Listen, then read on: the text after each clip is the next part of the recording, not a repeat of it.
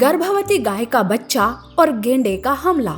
जंगल बहुत ही सुंदर और घना था। जंगल में हर कोई खुशी से रह रहा था। एक दिन एक लकड़बग्गा जंगल में आता है। तभी वो एक गर्भवती गाय को घास चरते हुए देख लेता है, जिसे देखकर लकड़बग्गे के मुंह से लार टपकने लगती है। वो मन ही मन सोचता है, अरे इस गर्भवती गाय का शिकार तो मेरे ही हाथों होने वाला है। शिकार करने में भी बड़ा मजा आएगा। पहले तो ये मेरे सामने बच्चे के लिए गिड़गिड़ाएगी। इसका नाटक देखूंगा मैं, फिर इसका शिकार करूंगा। लकड़बग्गा को खुद पर घमंड था और गर्भवती गाय के बारे में उसे गलतफहमी। लकड़बग्गा गर्भवती गाय के सामने हंसते हुए आता है। तब गाय भी बेचारी गाय बनने का नाटक करती है और उसके सामने विनती करने लगती है। अरे लकड़बग्गे, मुझे पता है कि तू अब मेरा शिकार करेगा, पर एक माँ पर रहम कर। मेरे बच्चे के लिए मुझे छोड़ दे। मुझ पर ना सही, पर मेरे बच्चे पर दया कर। गाय लकड़बग्गे के सामने गिड़गिड़ाने लगती है। लकड़बग्गे को ये सब सुनकर बहुत ही मजा आ रहा था। वो हंसते हुए गाय पर हमला करने जाता है, पर तभी गाय उस लकड़बग्गे पर पैरों से धूल उड़ाती है। उसकी आंखों में धूल चली जाती है। उसे कुछ दिखाई नहीं देता।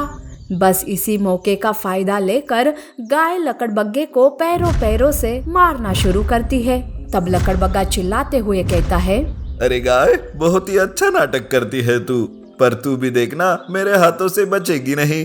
चुप कर बेरहम लकड़बग्गे। तुझे क्या लगा था कि मैं ऐसे ही माँ बनने जा रही हूँ?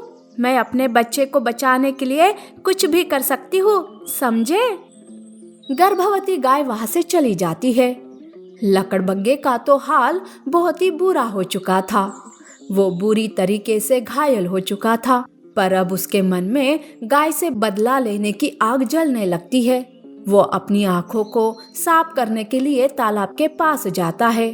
अपनी आँखों को पानी से अच्छे से धो लेता है। तभी वहाँ गेंडा आता है और वो उस पर हंसते हुए कहता है, बड़ा अच्छा मजा चखाया गर्भवती गाय ने तुम्हें। छी छी छी छी, एक गाय से हार गया तू। और हाँ, तेरे साथ तो ऐसे ही होना चाहिए। गेंडा भी लकड़बग्गे के ऊपर हंसने लगता है। गेंडा लकड़बग्गे की इस हार को पूरे जंगल में फैला देता है, जिस वजह से हर कोई उसका मजाक उड़ाने लगता है। अब तो लकड़बग्गा गुस्से से आग बबूला हो जाता है। अरे पहले गाय और अब इस गेंडे ने भी मेरी जंगल में बदनामी करके रख दी है।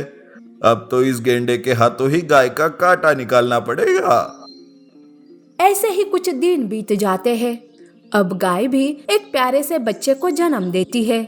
गाय बच्चे को जन्म देने की वजह से थोड़ी कमजोर हो गई थी, पर फिर भी अपने बच्चे का वो अच्छे से ख्याल रख रही थी। एक दिन गाय अपने बच्चे के साथ खेल रही थी कि तभी सामने से गेंडा पागलों के जैसे भागते हुए आ रहा था।